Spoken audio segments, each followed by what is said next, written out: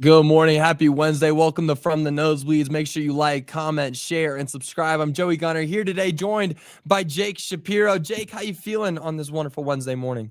Oh, I'm feeling great. I'm looking forward to hopefully a nice warm day, Joey, because I've got some tasks that I have not accomplished yet in my yard, and I feel like a lot of Coloradans probably in that.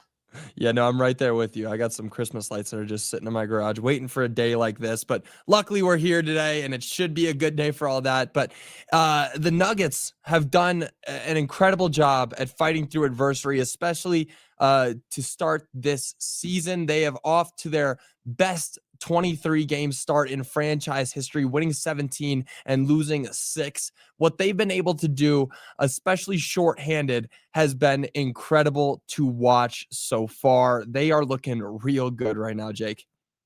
Yeah, they are playing really solid basketball, and there's the debate I think going on right now. And David Adelman weighed in on this yesterday at practice of, is the 4-game home losing streak more depressing than the 10-game road winning streak is encouraging? And I think that's kind of the question going through Nuggets Nation. But the end result is the team has never been better through 23 games.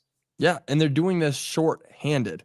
They're missing their two arguably best defensive players in their starting lineup, one of the best transition players in the NBA in Christian Braun. Aaron Gordon, his defensive ability and his ability to complement Nikola Jokic down on that low block. Those are two giant losses that the Nuggets have had this season. Neither of them expected to return before Christmas, and they're still out there winning games. And yeah, the 4-game loss streak at home, sure, that really sucks, especially for a team that is known to be one of the best home court teams in the league. Their home court advantage is widely known as one of the best. They're losing those games for some reason. No, I don't really know why, especially because you compare that to the fact that they are winning 10 games in a row on the road, also their franchise best. I can't honestly put a finger on why that's happening. There's no big disparity between what's happening on the road and what's happening at home. I think that you actually nailed it down last week when we spoke, and you said that they just get a little bit too big for their britches. You know, they get a little bit too confident at home and they start to let games slip. Is there anything bigger than that, or is it just that? Yeah, I think there's a couple things going on here. One, the schedule lately has been 1 game at home, 1 game on the road, which completely neutralizes your home court advantage, because it's not like the Nuggets are sitting here with an altitude advantage. They're leaving and they're coming back, and they're fighting through altitude, maybe not to the level of the road team, but they certainly don't have quite the advantage that a normal Denver sports team would have in the altitude. Number two, if you go through this team historically, since game 6 against the Phoenix Suns in the 2023 NBA playoffs, look at what they've done on the road. They win that game. They beat the Lakers twice. They beat the Heat twice. Then they go to the next year. They beat the Lakers once on the road. They beat the Minnesota Timberwolves a couple times on the road. Oklahoma City, LA last year, they get wins on the road. In recent Nuggets playoff history, it is a fact that they have been better on the road. This is a team that has performed better on the road very sneakily than they have at home for quite a little bit of time now when the going gets tough. And I don't know if it's the mentality thing I talked about last week with you, Joey, or if it's something else. But to me, what I see in this 10-game road losing streak is really impressive from David Adelman, because it's some of the same toughness that was coached into these guys early on in the Michael Malone era that was lost early on last year until David Adelman took over, and we saw it again in the playoffs. So I'm really impressed with the 10-game road winning streak more than I am, depressed about the 4-game home losing streak for those factors. And if the Nuggets continue to win on the road, I'm not going to say I have the ultimate faith they're going to figure it out at home, because they dropped game 6 to Oklahoma City last year that they needed to win, and they dropped game 7 to Minnesota 2 years ago that they needed to win.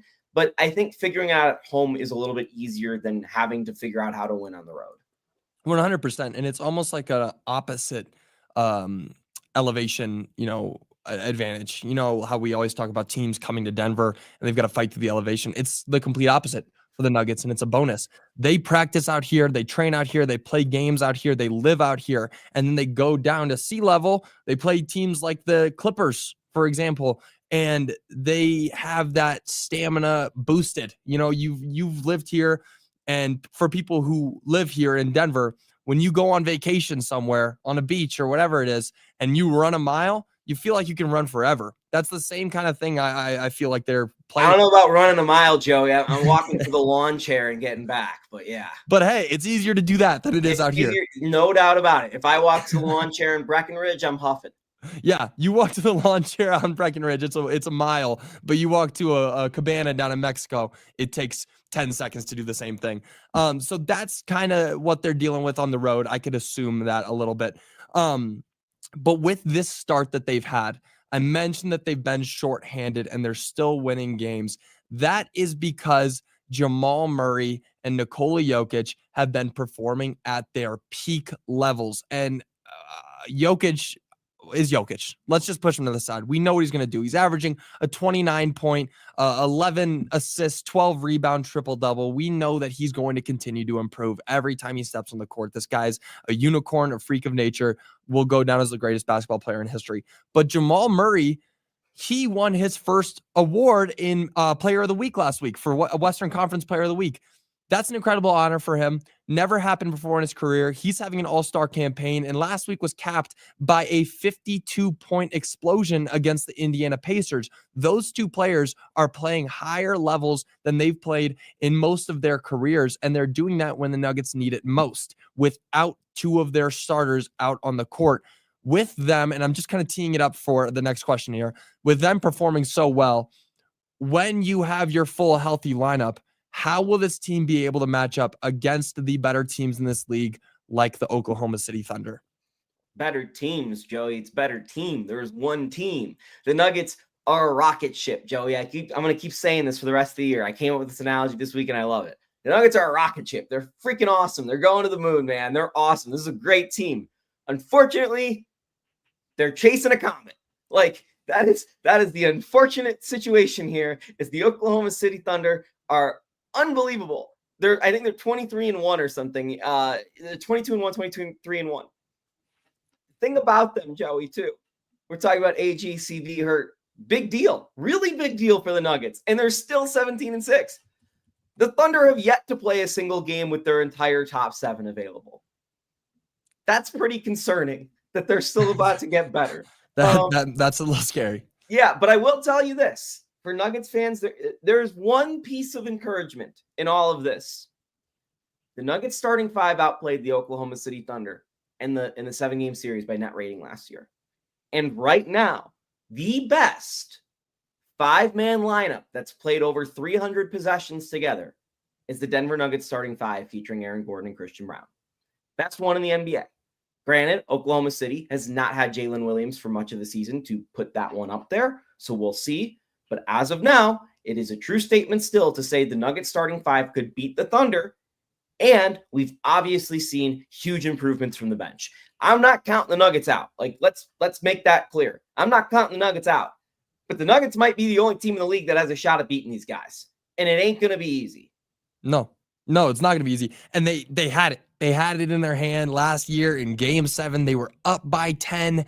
They were right there.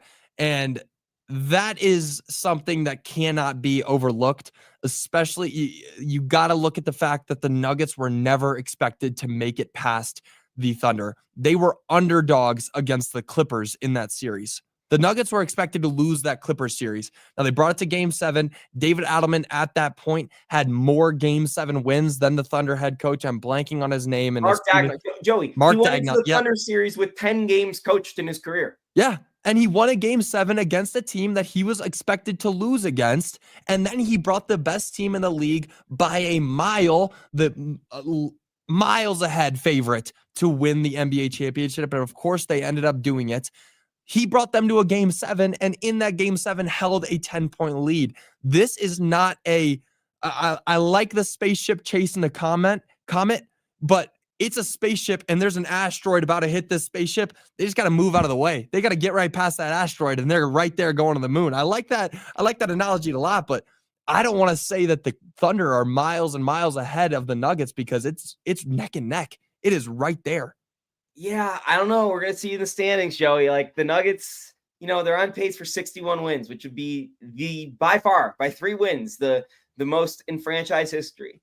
And right now, the Thunder are on pace to win 79 games.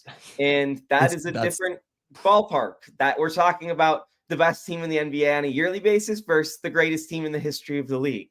And, we're going to see the Thunder run into a championship hangover at some point. I truly believe this.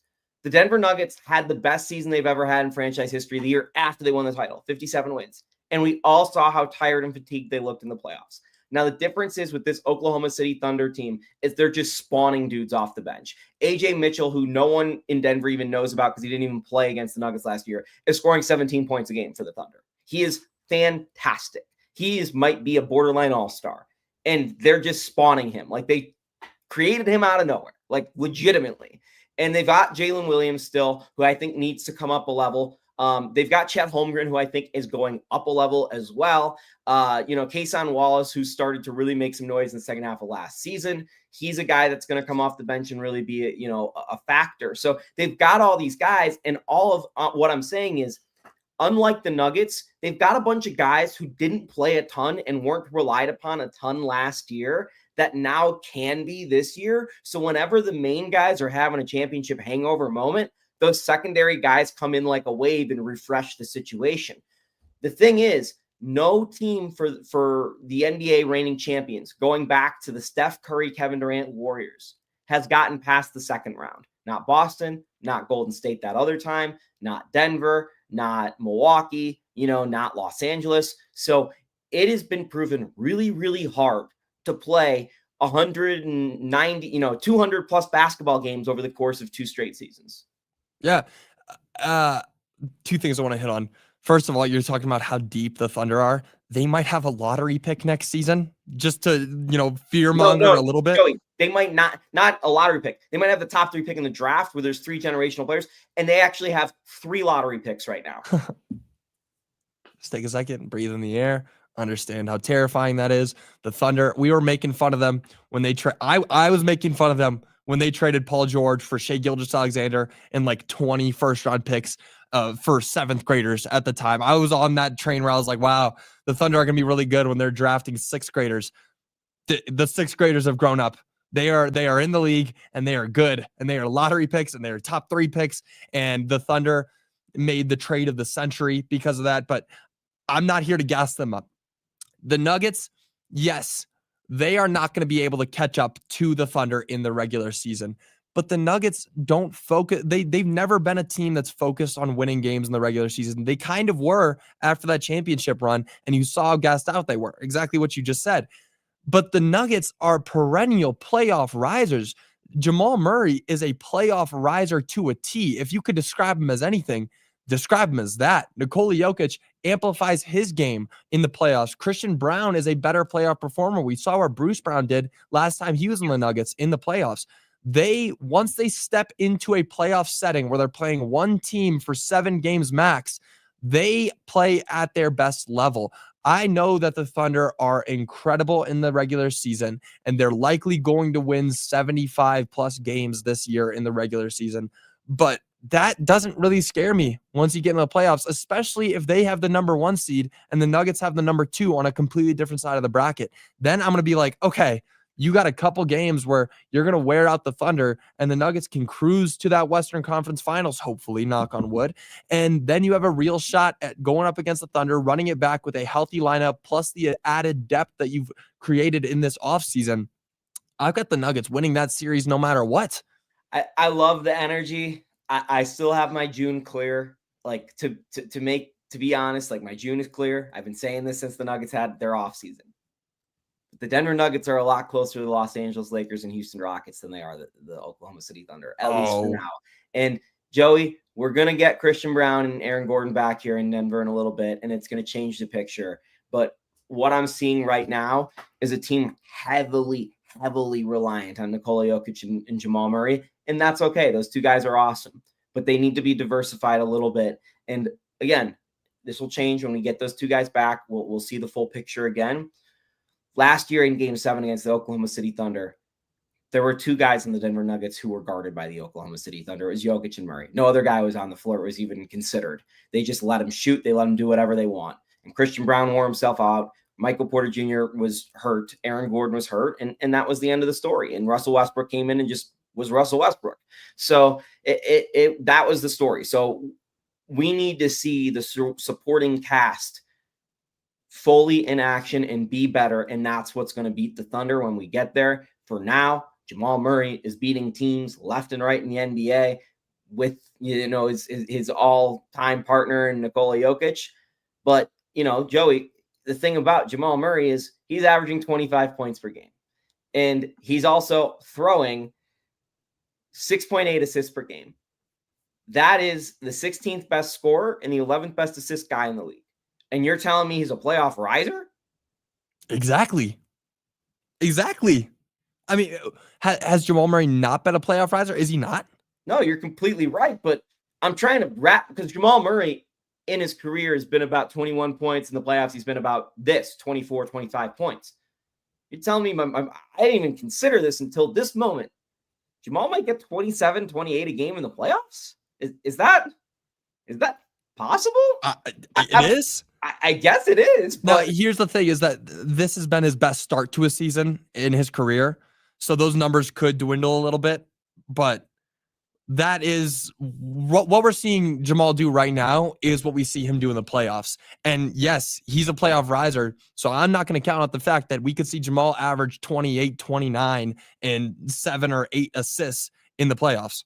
I'm not betting on it, but man, like this is the same thing with Jokic. I go into every season going, there's no way this guy gets better. There's no way. He's the best player ever. Oh, he got better. Yeah. He's averaging a better triple-double than he did last season. Yeah.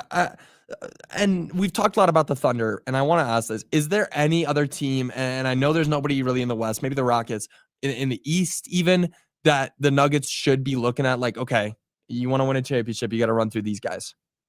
I mean, Joey, you skip past a couple teams. One, I'm scared as hell as the San Antonio Spurs. Like, they could come into Denver and beat you without Victor Wembanyama and Stephon Castle. Like, that's the MVP candidate right there and the reigning rookie of the year. That's two of their best players. De'Aaron Fox is one of the best clutch players in the league. As soon as he figures out the chemistry thing and is in shape with Victor Wembanyama, that's a guy who led a team to the playoffs 2 years ago in Sacramento and is kick butt. Like, he is a solid point guard, one of the better ones in the league. You look at the rest of that team around him, you've got just deep in waves with Sohan and Vassell and Johnson. Like, I really like that team. That team's probably a year away. They also have a rookie coach in Mitch Johnson, so that's a factor, but that team's probably a year away. The thing is, Victor Wembanyama is the only guy in the NBA I've ever seen give Nikola Jokic a problem. That's the only guy, and they've got him. So that's a little bit scary. Number 2 is the Houston Rockets. And this is obviously outside of the Oklahoma City Thunder. But number 2 is the Houston Rockets, who would just bring size and waves. That one game we saw them play against the Nuggets was awesome, rough and tumble. We're going to see them play against the Nuggets on Monday night again in Denver, minus AG and CB. Kevin Durant on that team, I still think they're lacking a point guard, but they figured out the late game scoring. Amen Thompson's one of the better players in the league. Alpi Sengun has gone up a level, and they have shown that they are not missing Jalen Green or Dylan Brooks at all. I really like that team, and they've just got so much size. It's the one team in the league that can outsize the Nuggets, which is a little bit scary of proposition, especially with Steven Adams. So you've got those two teams in the West. Look, I think they've knocked the Minnesota thing out. I think Mike Conley's out without a guard. Not really that capable of guard. So I'm not there on Minnesota, but the team that's kind of rejoined the fold, in my opinion, is the Los Angeles Lakers. Austin Reeves has proven to be a number 2 guy that is just fantastic. Luka Doncic is playing back to an MVP level that he was at maybe 2 years ago during that championship, the NBA Finals, when they got to the NBA Finals run. They're a really solid team. I don't know if they have all the parts, quite honestly. They're getting quite a bit out of Rui Hachimura again. LeBron, it's hard to judge because he just came back from an injury that cost him the first part of the season. DeAndre Ayton's a capable big. They haven't had a capable big in a couple of years. That could bother Jokic at least to some degree. I think Jokic looks at Ayton and thinks it's a joke, but I will tell you, the one time Jokic was stooped in a playoff matchup over the course of multiple games was DeAndre Ayton at big and a lot of size at the wings, Cam Johnson and Mikal Bridges out there at the wings. So DeAndre Ayton knows at least how to dance with Nikola Jokic a little bit. Discredit or, if you want, but I'm just telling you, like, we've seen it in history.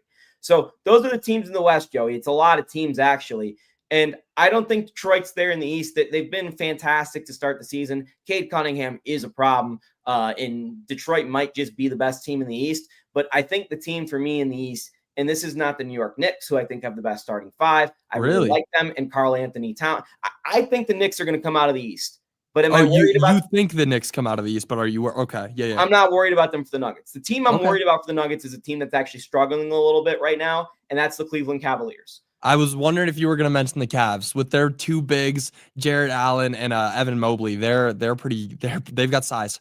It's the size, and we've seen the matchup with the Nuggets in the past a little bit. And again, they only play twice a year, and it's hard to judge. It's the middle of the season, but I've seen some issues created from that size advantage. And Joey, we talk about small guards give the Nuggets problems. The Cavs don't just have one elite small guard. They've got two. They got two. So, and one of them was a Nugget for a night. Kind of. But yeah, so that's why I'm a little scared of the Cavs, because they just match up really well with where the Nuggets' problems are. So if I were to rank like the teams I'm most, like not afraid of, but like I could think would knock the Nuggets out, I would say number one is obviously the Oklahoma City Thunder. For me, number two is the Spurs. Number three is the Rockets. I would probably put 4 the Cavs and 5 the Lakers. So all these teams are in the West, and a lot of these teams you're going to have to run into before you even get to Houston. Yeah. I mean, before you get to Oklahoma City. Yeah, I got you. I like that. I mean, yeah, some issues, but those are teams you could think give the Nuggets problems, not teams that could knock the Nuggets out. I mean, again, this team looks like it can beat anybody, especially in the playoffs. We talk about the risers. We talk about how well Jamal Murray's playing, and we're not even taking into account. I mean, well, you may have been, but I guess I wasn't when you were speaking there. But the health, with these guys back, when they get to play these teams out there, when they get Aaron Gordon and Christian Brown, it's going to look entirely different than it has. Imagine if they were here for this entire 23-game stretch. We're looking at the best franchise start through 23 games, and you were without 2 of your starters for most of it. The Nuggets, what they've done so far this season has been incredible to watch. They are going to be a problem in the playoffs. I'm still thinking about that spaceship and comet analogy you had. I love that a lot. But Jake, thank you so much for joining. I'll be really excited to watch the Nuggets tomorrow when they're playing Sacramento. I will not be here tomorrow on the show. Richie Carney will be here. So make sure you're still tuning in. I'll be out in New York, probably watching the Knicks. Maybe go watch them, some St. John's basketball. Joey, you're the last guy in the world excited to watch the Sacramento Kings. Everyone else is out. Well, you know why I'm excited to watch it? Because it's the last time I'll have to watch the Kings play the Nuggets this season. 4 games already. That's why I'm excited to watch the Nuggets play the Kings tomorrow. But Jake, thank you so much for joining. Everybody else, thank you all for joining. We will see you all tomorrow. Until then, y'all have a great rest of your day. Bye, y'all.